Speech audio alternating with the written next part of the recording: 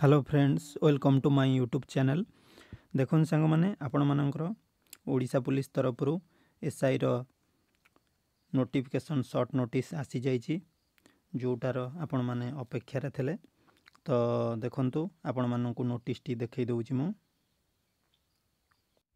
देखुन सांग माने आपणकर संवादर न्यूज पेपर रे 20/12/2024 रे नोटिस टी आसी ओपीआरबी तरफ देखंतु advertisement of combined recruitment for examination recruitment of 933 post in rank of SI police arm station officer fire service रे assistant jailor। तो यही पदवी 2024 ये नोटिस टी आपण मानकर बहुत शीघ्र आसिया जाउची। वेरी सुन डेट तो पक्का कहनी किंतु बहुत शीघ्र आसिया जाउची। तारी ऊपर संवाद न्यूज रे आसी जाइची। देखंतु बहुत शीघ्र आपण मानकर वेबसाइट रे आपण मानकु देखिया को मिलिबो।